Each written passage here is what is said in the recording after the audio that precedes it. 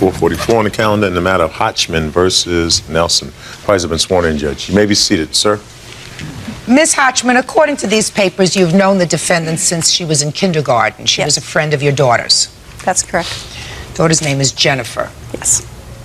See, I read papers. And there came a time when you decided that you were going to let her rent a rental house that you had, along with your daughter and a third roommate whose name is Ben. Do we have a Ben here? No. So the three of them were going to live in this rental property that you had. Yes. And you moved in Yes. with Jennifer and Ben. Correct. But your daughter Jennifer was a slob. Yep. Sure was. Still is. Was and is. And so you evicted her. Told her to go find someplace else to live with your cats. Or clean up. Or clean up. Good for you. How many cats did she have? 3, I think. And 2 dogs. And 2 ferrets. Anyway, that left you and Ben in the house. Correct. And there were some problems, but whatever the problems were, you say that she owes you some rent Yes. because you moved out, right? Well, she evicted me. Because you weren't paying the rent. Correct.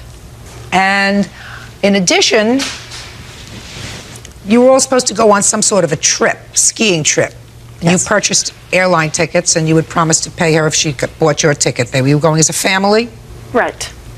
so you purchased a ticket, and she didn't go. Right. Well, that's not exactly how it happened. I understand that. Okay. So that's what we have. We have the rent, and we have this airline ticket. How much in rent do you say she owes you? $639. That's subtracting what she paid. Okay, so she owes you $631 in rent. And how much was this airline ticket? $262. And you couldn't get the money back? No, it's a non-refundable ticket, but it's a reusable ticket. Oh, do you have the ticket? I have the, this is from, it's an e-ticket from United Airlines. Okay, that's an electronic ticket. Yeah, so she Okay. can use the ticket some other time. All right, let's first, she acknowledges that she owes you some rent, which is why she was evicted, but I want to hear about this airline ticket. We go to Vail every year as a family, and my daughter Jennifer was going along with my son and another friend of ours. And so when Melissa was moving in latter part of August and September, Jennifer says, well, gee, can Melissa go too? Because we've been skiing for the last 10 years, 15 years, whatever, together. And so I said, sure, that's great. Well, Melissa had just started a new job, and she says, well, yeah, I want to go, and I'll pay for it, but I can't pay for it right now. I said, okay. I mean, I've known her since she was 5 years old, so I have no reason to believe that she wouldn't follow through and pay what she said she would. So I agreed to go ahead and get the ticket. That way she could fly on the same plane with us and everything. Well, when the controversy happened with my daughter moving out, then there was this, I'm going to go, I'm not going to go, then Melissa, I'm going to go, I'm not going to go, back and forth between the girls. Between the girls. And I'm not sure at this point in time who finally made who caused the both of them not to go, because it was a controversy between Jennifer wasn't going to go, she was mad at me. Then she said, yeah, I will go, but then Melissa said she'd already said she was going to work, and back and forth. And I told Melissa, I said, the bottom line is the ticket is yours in your name, and you can use it again some other time. It's not refundable, but it's a reusable ticket. And she still owed me the money for it. I mean, I can't use it, it's not in my name. What she's saying is not far from what you say in your answer, Melissa. You keep shaking your head no. You agreed to go on the trip. Yes, I did. And then I also your agreed- friend Jennifer, her daughter Jennifer, Right. was annoyed with her mother because her mother said, get your cats and your ferrets and your dogs out of the house because The you're farm. making my house a pig pen. Uh-huh.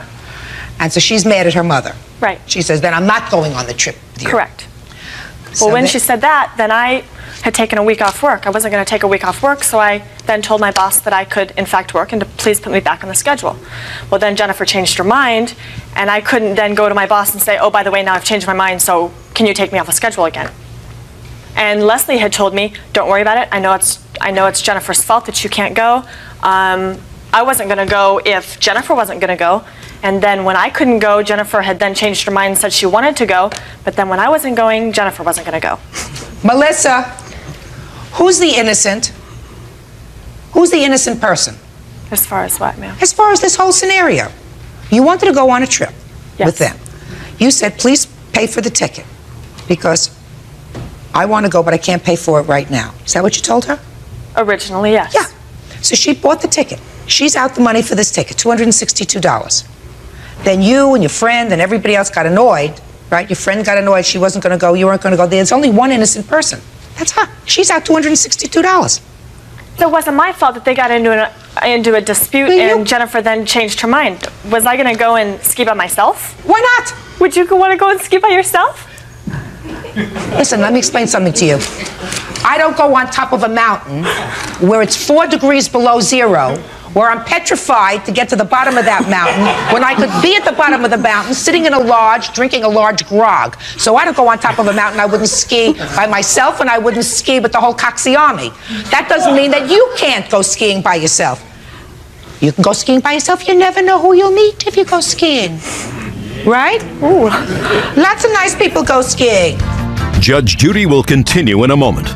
But look at the brim. That's what the main concern is here. It's completely lost its shape. You better get a life, madam. And later today, You were hitting him in the head with the basketball, so he can either react or he can walk away. He chose to react. real cases, real people. Judge Judy. Leslie Machman wants her daughter's best friend, Melissa Nelson, to pay back rent and the cost of an airline ticket. Melissa wants damages for her car, bed, and cowboy hat. She was nice enough to buy your ticket. You owe her for the ticket. Now, I'm going to get to your counterclaim.